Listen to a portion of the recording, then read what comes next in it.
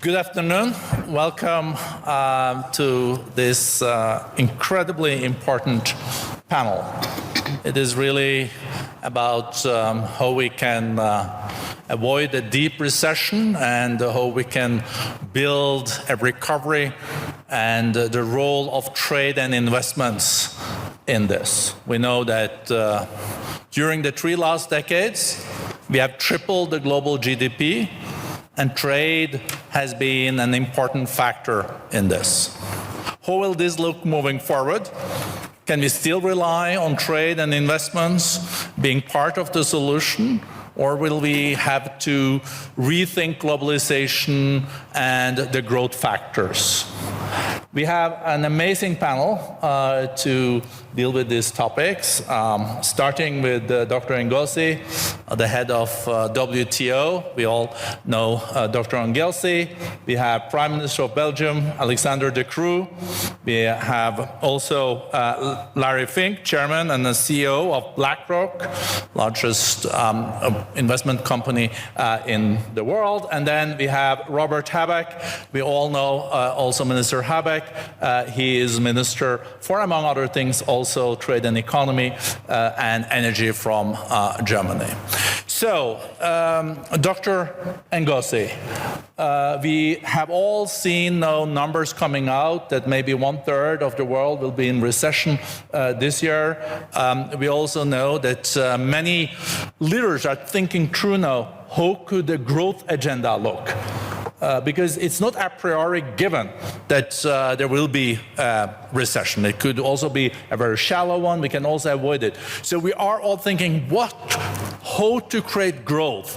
And for those that heard also Vice Premier Lee a few minutes ago here, he said, without growth, no growth is like a river without water. And he also said that, or it's like a tree without roots if we don't trade with each other. So, Dr. Ngozi, what's your recipe? I agree. I don't have a recipe. But let me say this. Of course, we can all participate in the doom and gloom. And, you know, when we look at the projections that we have for 2023, we are projecting a 1% growth in volume of merchandise trade compared to 3.5% last year. But it's not the number that is a problem. It's the uncertainty around the estimates, depending on what happens with the war in Ukraine, how we come out of China's pandemic, et cetera, we could, you know, even see a contraction, or if we have a soft landing from the macroeconomic, from the monetary policy management, if we have interest rates that they are not going up so much, we have inflation coming down, we have a soft landing there, we have the war in Ukraine. If things work out well, we could see a situation in which trade grows even more. So we shouldn't forget that there is an upside. So that's the first point I want to make. I think the second point I want to make is that we should not, the one thing we cannot do if we want growth is to talk about fragmentation, decoupling, because there are serious costs to this. I always say that talk is cheap. But when we look at the simulations we've done at the WTO, if the world were to decouple into 2 trading blocks, it would cost 5% decrease in global GDP over the longer term. That's huge. That's more than what we lost in the financial crisis. So, and for emerging markets and developing countries, it would be even worse, like 12%, double-digit losses. So we should, this is one way, one thing we cannot do if we want to talk about growth. Now, what can we do? In order to restart the growth to recover, we have to strengthen multilateralism. We have to strengthen cooperation. We have to look at those parts of trade that are growing, and those are and encourage services trade is the future. Digitally delivered services is growing in leaps and bounds. In 2005, it was about $1 trillion. Now in 2021, it's about 3.5 trillion. That's the wave of the future. So there is some optimism, some upside, and I think that trade can contribute substantially to growth. The second thing I want to say, third thing, is people are talking about deglobalization and the end of globalization. One, let's not forget globalization had its problems, but it did lift more than 1 billion people out of poverty. Two, we need a new type of globalization, not the old type, what we are calling re-globalization at the WTO, that seeks to take advantage of the opportunities that we see now in the vulnerability of supply chains. When you're building resilience, use this to bring in those who were at the margins of the global value chains, those countries and those peoples. Decentralize and diversify your supply chains to these areas. And this is another way you can grow these economies and grow trade and grow the world. Let me leave it there for now. Thank you. Based on, and she deserves the applause, I agree. Don't be shy. Larry Fink, you heard what Dr. Ngozi said, that further fragmentation of the global economy will come at a price. How do you see the role of private sector in creating and being part of a growth model or a growth compound moving forward? How do you see trade and investments being a part of that? Well, let me just add to one comment about the fragmentation.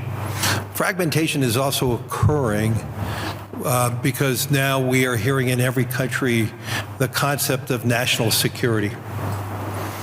Whether it's national security for chips, national security for energy.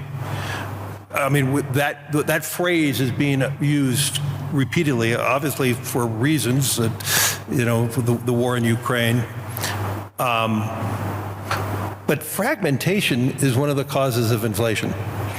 Because when you overlay something more important than price, something called national security, you're willing to substitute or sacrifice price. And that is one of the causes of the inflation that we have. So fragmentation may be a good outcome if you're just focusing on national security in various forms. But if we want to have a world where we are lifting more human beings, we want to have a world where price stability is more important, then we are going to have to be working in a more globalized world. Globalization is changing. It has not ended. It's being reevaluated, reimagined. One part is we are seeing, one thing we learned during COVID was the resilient supply chains didn't work. And so now the idea with most corporations is creating resiliency. Okay, resiliency means more inflation. And resiliency means duplication. Now on the backside of that, it's going to be deflationary when we create multiple factories worldwide. But we're in this transition now, and I think we're losing sight that transitions are painful, but generally the outcome of the back end of a transition is going to be very good. So I'm still remain to be quite optimistic about trade, quite optimistic about the role of the private sector. And indeed, the private sector probably is going to have to play a bigger role in trade than any other time. The reason why we cannot depend on central bank behaviors, for 10 years we've had central banks that have been very accommodative. We had central banks providing liquidity through quantitative easing, and now central banks are now doing quantitative tightening, so we're seeing less liquidity. We're seeing central banks raising rates as a result of all this inflation. And I think what we learned in watching in September what the UK did, there's going to be less fiscal stimulus going on. And as a result of that, I do believe the need for governments, especially here in Europe and in the United States, for governments to be working closer with business to find solutions. So in trade, there's going to be many avenues where the private sector is going to be looking to put money to work, whether it is in infrastructure on a global scale, whether it is in decarbonization technology as we try to get energy security, but in other forms than just hydrocarbons. And so the private sector has large pools of money right now. I mean, at BlackRock, our example, the amount of flows of capital that we saw last year were the second highest ever for us. So capital wants to find a home. Capital wants to find a home where they can feel comfortable that return over a period of time is going to be achieved. And so let's be clear. I believe there's a greater need for governments to be working with private sector, especially in the areas of infrastructure, decarbonization, because on the back of less fiscal flexibility, the need for private capital is greater than ever before. And the private capital is there as long as they believe over the horizon of the investment, the returns can be achieved. They're fair and just for the investors, and so I'm quite optimistic on the concept of working closer with more governments worldwide, both developed and developing countries, to find solutions in those areas. No, thank you very much. And I think there is a lot of money in the U.S. now for decarbonization and infrastructure. I think there's a couple of trillions that your government has put on the table. I am very optimistic on the U.S. in its decarbonization process. The IRA is a transformational bill that really lists returns in all the forms of decarbonization. We're witnessing and having conversations with companies worldwide who are looking to build additional factories within the United States. And now, getting back to world trade, we need to find ways to cooperate, the United States with Europe, with Asia, on this process, on this pathway. I'm tempted to go to you, Minister Habeck. What you heard Larry Fink now saying about also the huge investment that this IRA is going to lead to in decarbonization, new renewables. This is something that I think you also personally have been underlining the importance of for decades. Are you afraid that Europe can lose out here? What is the steps for Europe then to make sure that it's not only the G2 in this market, China and the US? No, I'm not afraid that Europe will lose the competition, but the competition it is, to be quite honest. And Larry just mentioned additional factories will be built. If it would be additional factories, that'll be great, of course, and better decarbonized green factories in any form than fossil fuel factories for the next 3, 4, 5 decades. The European concern is that due to some regulations inside the IRA, it wouldn't be additional factories, but the plans for investments in Europe will be sucked away. And this brings me back to the trade question, if I may. I would divide two lines of arguments. The first one is, do we need more global trade, just fair global trade? Yes, absolutely. And I can remember last year when I was in Davos, or it wasn't last year, yeah, it was last year, but it was in May, I was always asked, when is Germany going to sign or ratify the CETA agreement and all the other things? And we did so, and we achieved it by changing the trade agency in Germany and in Europe, the agenda.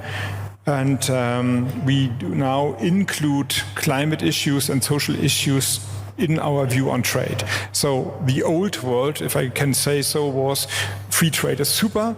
There was one part of the assignment, all the guys gathering in Davos who said, yeah, this is the way forward. And others, I'm from the Green Party, were a little bit more skeptical and say, you exclude everything that is going in the direction of sustainability. But these are not obstacles of trade. These are rights people voted and fight for. So you have to include that. And this is, I think, the future of trade. This is what Ursula von der Leyen said, and I think this is what the global agreement is. So if we can concentrate on this, we can foster the trade worldwide once again on another level. And it's fine that you are nodding, because this is always bilateral agreements. Mostly it will be. And the second issue I would like to make is that I see a decoupling, and this is threatening, because we are seeing a decoupling of economic growth and market-driven economies and democracies. So I think we have to understand and to learn. From my perspective, it is impossible to have an open liberal democracy without a market-driven economy, but surely you can have a market-driven economy without democracy. There's a decoupling. And this brings me to WTO, to the UN, to all the multilateral organizations. We can surely find ways of better, fairer, more sustainable trade agreements, and we can foster this. But we need grounds for debate what the global rules also values are. And this is multilateral, can only be multilateral. And to solve all the problems, the global risk report mentioned pandemic, climate crisis, social crisis, we need global collaboration. So yes to bilateral trade agreements, but in the end we have to stick to the idea of multilateral institutions. Thank you. One thing that also Larry Fink mentioned to you, Prime Minister, the crew, was at least indirectly this notion of friendshoring. So the decoupling means that you are then buying from countries that you are allied with. So for example, some manufacturing is moving from China to Mexico, and then US is happy to buy. The security element now in trade, how do you look at that, and how to make sure that that doesn't become so big that it has real negative impact on global growth? Because trade has also had the mission of exporting deflation. For example, China has exported so much deflation, and when will we see that again? So what are the balancing acts here on nearshoring, friendshoring, but at the same time not losing the baby with the bathwater? Well, I think that we've seen it over the last years. What happens if trade is being made difficult? Look at the amount of instability in the world it has led. I mean, during COVID, we had moments where the trade lanes were less open, and it's led to all types of problems. Supply chains were disorganized, and all the Western world was impacted, but especially the developing world, the impact was a gigantic one. So free trade is an element about prosperity, but it's also about security, because the gigantic instability in the world today, one of the reasons is that trade is being made difficult. That's one important element. The second element is that this trade agenda, it's about stabilizing the world, but it's also about decarbonizing the world. And there, honestly, I think the world can only be happy with the fact that the United States has moved to the right side of the table. And we've been waiting for that. And I know that in Europe, some people are criticizing IRA. And there are elements where we should talk. We should talk on certain elements which might look a bit unfair. But on a global scheme, we can only be happy with IRA, because finally, the #1 economic powerhouse in the world says decarbonizing is part of our trade agenda. So welcome on our side. Let's work together and let's see how we can make this work. But just a short question there. If you then see European companies moving to the US because they say that they have better, it's lower taxes, it's more incentives available, what is your response? Well, I think the response should be our own scheme. we should make our own scheme, and it should not be copying what IRA is doing. I mean, we have our own advantages, and we should play on our own advantages. If you look at the technological side, in hydrogen, in offshore wind, and so on, actually Europe is leading in these domains compared to the United States, because we've invested in them much earlier. So we should come with our own scheme, which is more tailored to what our strengths are, and I don't think it's actually complementary to what the United States is doing. And it should be an answer to the forces that you see within Europe today, which are forces which demand for derogations on the state aid rules. And that is a risk. I mean, the European Union works well because it is one common market, where a gigantic market such as Germany works perfectly together with a smaller market like Belgium, because it's one common market with common rules. The answer can never be that we are going to loosen the state aid rules, because then it becomes the race of the deepest pockets. And by definition, Germany has deeper pockets than Belgium. That's not the game what we might get into. That should never be the answer. The answer should be, and I think President of the Commission von der Leyen gave some hints this morning here in Davos on what this scheme should look at. To conclude, the answer is not less trade. And the answer is not less investment. The answer is more trade and is more investment, but also better. And that's the key component. It's better trade and better investment. And schemes such as IRA and the European scheme should be the right answer to that. Thank you. I see you're reflecting a lot, Dr. Ngose. Are you hearing the same as me, that industry policy is back? Because what we're talking about here is the traditional tools of then incentivizing behavior that you want, and you use then governmental funding for that. It would be great to hear your reflection on this, because there are borderlines between state subsidies and R&D and incentivizing. Where do we stand now? Is US and Europe inspired by some other big economies, and vice versa? First question. It was also mentioned with multilateralism and WTO's role here. Isn't it a great paradox that if you were to export green technology, you probably would have to pay more in VAT and tariffs, tariffs and etc., than if you want to export technology related to coal? Is that something you can fix if the countries want to support you at the WTO? Because as Minister Habeck said, trade cannot only be about trade, it also has to be about inclusion, the green transition, and make that part of the agenda. Well, thank you. I mean, this is not an easy question. I always say that the future of trade is services, it's digital, it's green, and it should be inclusive. That's the future of trade.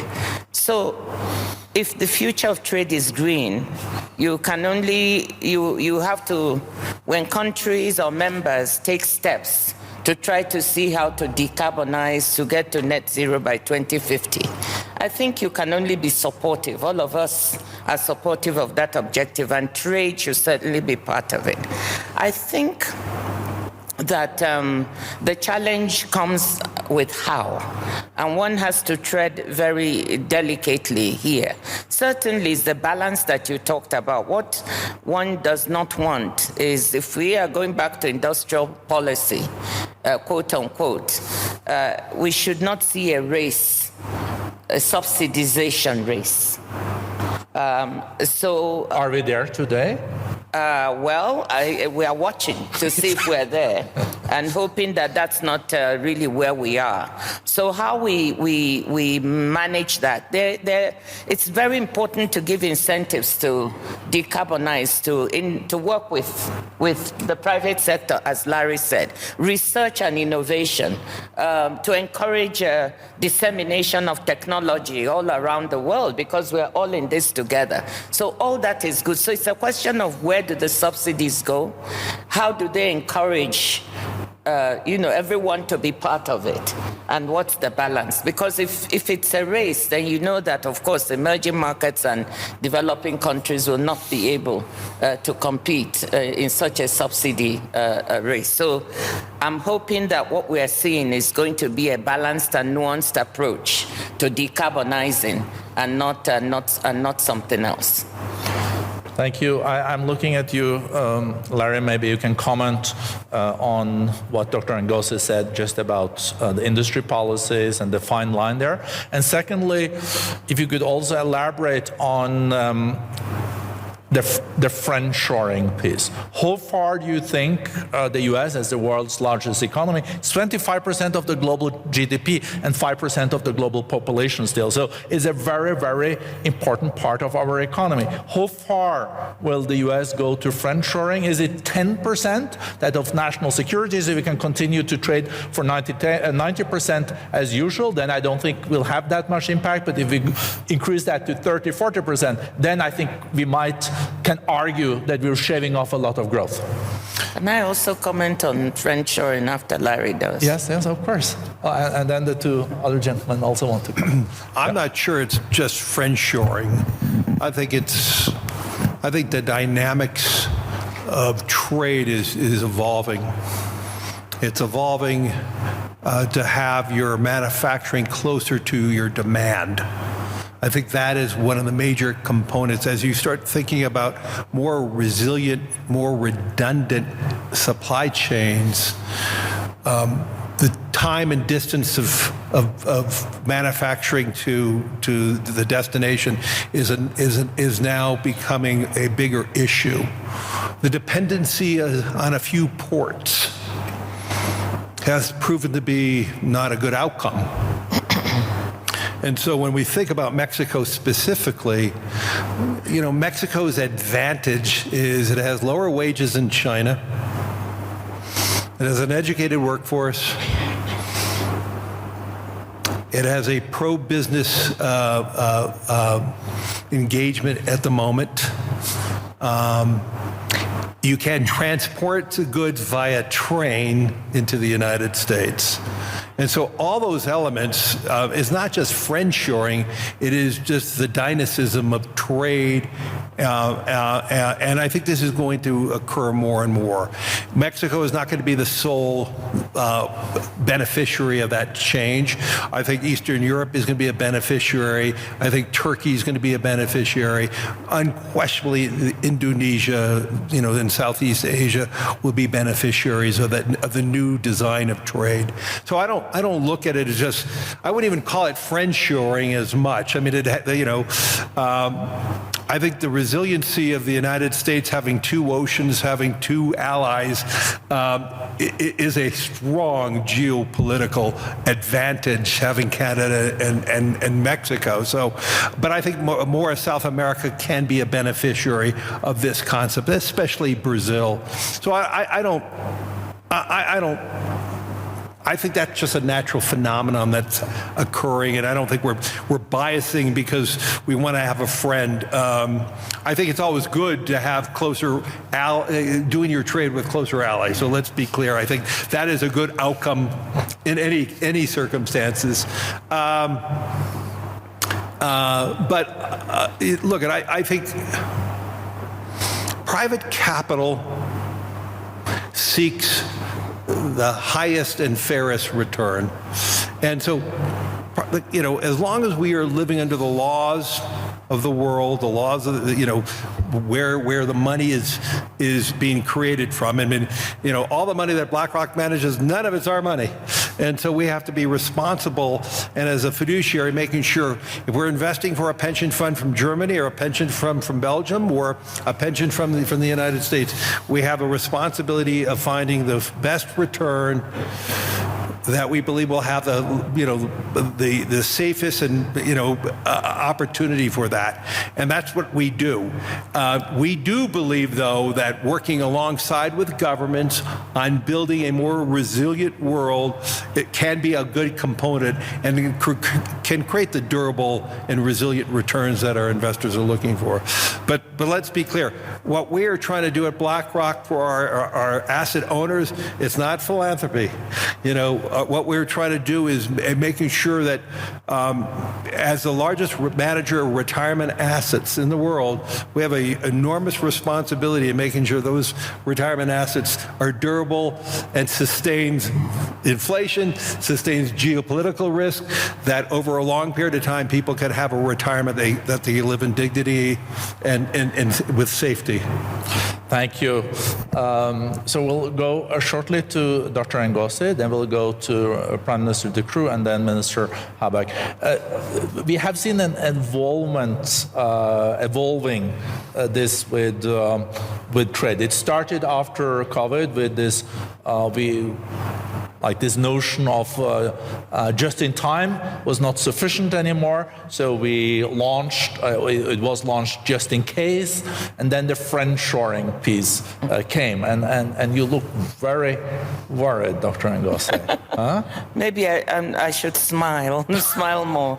No, I shouldn't try to read the people's body language either. Huh? No, I just want to say look, we have to admit there's an issue. We've seen the vulnerability of supply chains during the pandemic, the war in Ukraine. So we have to admit that the concentration of manufacturing or concentration of raw materials in very few countries is a problem that we need to deal with. We need to build resilience and diversify. So for me, that's not the issue is how. How do we do this? And I think the question of building resilience, we should have a broader mind frame and approach to it than we normally would. That's why when people talk of friendshoring, I get a little nervous because I don't know who is a friend. And a friend today cannot, maybe tomorrow will not be a friend. Also, when you say that, I never hear any countries in Africa mentioned. Larry said now Indonesia could benefit and Brazil, but there's potential for green hydrogen in Namibia. And Morocco is doing very well, and Tunisia could be a place. So when people talk of friendshoring, they immediately think of, Europe, the US, and some of the other large emerging markets. So I just want to plead with us to diversify, because some of these other places, when they have the right environment for investment, could equally be candidates for building resilience, for diversifying supply chains. And business was doing it anyway, moving away from China anyhow, because, the costs of production in China were rising. People were moving to Vietnam, Bangladesh, other places. So let's just open our minds when we talk about this friendshoring to be more inclusive. That's all. Open our minds. Yeah, in Europe, there's a lot of discussion today about what we call strategic autonomy. And to me, it is not so much about autonomy, it is much more about strategic. We as a European continent, we have no ambition to be autonomous. We are the #1 trading partner in the world, and we should remain the #1 trading partner in the world. But on some domains, we should manage it in a more strategic way. And diversification, indeed, is the element. As a European continent, what have we found out? We were dependent on Russia for energy. Big issue. It's not the fact that we're dependent on importing energy. That's not the issue. But being so dependent on one country, obviously, turned out to be a big problem. Let's be fair. For our security, we're very dependent on the United States. And the United States are our friends, but being too dependent even on a friend is not a good thing. Even within NATO, NATO would function better if we both pull our weight. And on some technologies, too dependent on China. And so the element of strategic autonomy is more about how do you manage this? And for example, in semiconductors, that is a case in point. Semiconductors, a lot of the fundamental research, for example, is done in Belgium. We have an excellent research center. Everyone is doing their research there. But then if we need these semiconductors, they're being produced in one part of the world where you could ask questions if from a strategic perspective, it's safe what we are doing for the moment. And the EU Chips Act is an answer to that, and the US Chips Act is an answer to that as well. And that then links to an element you mentioned about industrial policy. And this is a topic where, 5 years ago here, I'm sure industrial policy was not really a very sexy topic. No one would really talk about it. Today, it's top of the agenda, and it should be top of the agenda because we see that so many industries have become very strategic. It does not mean that we should do it on our own. We should remain open to the world, but we should do some more thinking, some more what-ifs, some more scenario building on how things could evolve. And there may be a last element. There the WTO has a pivotal role to play. But multilateral organizations such as the WTO, they are as strong as how strong we want them to be. It's us, the members of that organization, that give them some autonomy or do not give them autonomy. And that's an appeal to all of us. In this world trade, which is shifting towards something much more strategic than before, organizations such as the WTO should have the firepower to be able to manage that new reality. Thank you. Minister Habeck, I just heard from Prime Minister Alexander De Croo that Europe was far too long, put all the eggs in one basket on the natural gas from Russia, 40%. He was also saying that, at least the way I interpreted it, that had put a lot of eggs when it comes to security in Washington, D.C., and that was, of course, a big debate in Europe also during the former administration. And thirdly, Europe is also very much relying on export to China. So what is your view on this and the whole friendshoring and how to bring this forward? And Germany is very influential here. It's the fourth largest economy. So we're talking about really economic powerhouse. Yes, and maybe I can start with one correction that is not very delightful for me. It was not Europe that was that relied on Russian gas mainly, but it was Germany. I was trying to be diplomatic. And this was a big mistake, and looking back in history, it's hard to understand how this mistake could be made, because the decision to build Nord Stream 2 and to sell our gas storages, some of them the biggest ones, to Gazprom, and to sell some of the oil refineries to Rosneft was made in 2015, 1 year after the occupation of Crimea.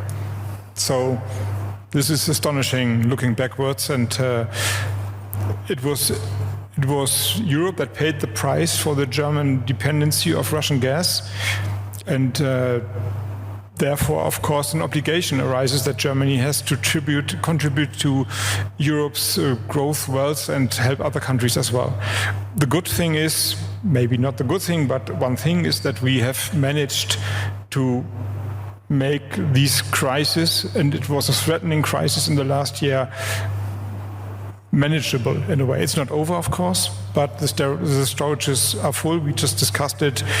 90% in the mid of January. This is something, and we have achieved 3 LNG terminals in 10 months building time. So our airport in Berlin took 10 years or something like that, and this was unexpected, but it is possible. It was possible, and therefore now we have a stable situation. The gas price is now 55 euros. This is unexpected, I would say. It gives us the hope that we can manage and reduce the recession that is threatening Europe and Germany at the most. But coming back to your question, I would say that now we have reached exactly the point where it hurts a little bit, because in an ideal world, there are no such things as bad political intentions. All countries will contribute to a multilateral world and talk to each other, don't use weapons, don't have armies, and don't use their economic situation for an advantage against others. But we've learned, talking about energy, it's obvious, but the same goes, or could go at least, for digitalization and telecommunication, that this is not the case. And I would also argue in an ideal world, state aid or subsidies are, in a market-driven economy, only always the last answers of a state, only reserved for these areas where the market is not covering the demand and the supply. But this is not the case. We see it now, and the discussion about IRA and Europe is mainly which subsidies are fair and which are unfair. So subsidies and state aids are given for the advantage for the own economy, and this goes always also for Europe. Therefore, we need the control of the single market and DG competition, but the decision must be faster and stronger. And if it takes 2 years' time to take a decision, this is too long. So I think this is what I would like to understand what the president said the other hour here on the stage. And last thing, coming back to what the prime minister said, in an ideal European world, my idea would be that we have a common European fiscal policy, not only money policy, but also fiscal policy, but this we don't have. And therefore, of course, national economies, national states, national ministries for economic affairs are doing their job in a way. And I would like to add in brackets, in an ideal European world, my idea is that one day or the other we have a common federal European republic, but brackets closed. This is not for today. So, but see, it's highly political, and therefore we are not in an ideal political world. And my idea is, coming back to what the Prime Minister said, yes, we need some resilience capacities in critical sectors. It would be stupid to rely on, in this complicated political world where interests are gaining and globalization is under pressure, to say the least, of interest spheres and geopolitical rooms for maneuver. There I would argue that we need some knowledge and some capacities in all critical areas. This counts for digitalization. This is the reason for the Digital Market Act, but the same goes for some ground knowledge and capacity for batteries, for raw materials, for semiconductors, and for solar panels, and of course medical production, and so on and so on. We don't have to stick to the green economies. So therefore, the open fair trade is not the last answer. It's the right answer, but not the last answer. We will always be challenged with the need for some own production capacities for critical infrastructure to have a resilient economy also in times of crisis. Thank you. Fascinating discussion. We have 3 minutes left, and we will have an award prize, also an award ceremony. So we will be sitting here during that. But we have 3 minutes. So Larry, 1.5 minutes, and then Dr. Ngozi, and then we'll go to the award ceremony. Larry, you want to give a short closing comment? Well, you know, when I think about the need for global trade and the need to have a more resilient world and world economy, I actually believe the only way we're going to achieve that is we have more governments focusing on the concept of hope. If you look back in the last 3 years, I think the word hope has been forgotten. We're seeing a declining birth rates worldwide, accelerated during COVID. We have more polarization in the world politically. We have more anger. We have a war. And if we're going to really re-engage growth, people have to have a belief that in investing money today for something that you're going to get back in 20, 30 years, you only do that if you believe tomorrow is a better place to be. If you don't believe tomorrow is a better place to be, and obviously a lot of families are questioning that, you keep all your money in a bank and you don't invest. And we're seeing more and more of that throughout the world right now. And so the key for the private sector is for leaders of businesses to try to find more ways of hope. But I would urge more governmental officials to think about that word too. It has been absent in our dialogue for the last 3 years as we focus on a mortality related to COVID, and we focus on a war, and we focus on other issues. And it's put a lot of fear in a lot of people, and we need to find a way to reinstill hope for more people in the world that tomorrow is going to be better. Thank you. The crew has asked for 30 seconds, and then a minute for you, Dr. Ngozi. 30 seconds. I mean, one of my previous functions was Minister of Development Cooperation, and I spent a lot of time in the African partner countries. And we have our budgets of what we call ODA, it's Official Development Aid. And all that is interesting, and you can do interesting projects. But the number one reason that lifted 1 billion people out of poverty is not ODA, it's not what governments do, it's trade. And it's because there's a profit to be made. And a profit is not bad. I mean, and I'm not advocating for monopoly profits, I'm advocating for fair profits. But having a business case and having a stable environment and having trade is the number one reason of how we lift people out of poverty. And there is still way too many people in the world who live in poverty. So if you don't believe in trade, I mean, at least for that, let's do it, because it's proven the number one way how you get people out of misery. Dr. Ngozi, with that comment, you don't need a last comment, do you? I don't. I was about to say that that's a really nice wrap-up, but I'll add one sentence to it. It's just to emphasize that for all the problems of the global commons we face today, we cannot solve them without multilateralism, without cooperation, without coming together. And trade is really a strong part of the solution. Whether we are talking about decarbonizing the world, you cannot do it without trade because you can't transfer the technologies. Solving the pandemic, much as we solve vulnerable supply chains, we also saw that trade helped us get goods from one part of the world to the other, technologies for vaccines. So if we want to recover, and we want to recover strongly, we need trade. I'm strongly supporting what the Prime Minister said, and so we shouldn't throw out the baby with the bathwater. Thank you. Thank you. I think this has been a fascinating discussion. And of course, I'm totally biased since I've been the moderator, but I even learned a lot. And this is Davos discussions at its best because it had its own dynamics. And I think we moved some steps forward. So I think be seated because we will have the award and the panelists will also be seated during the award. But I think they deserve a big applause.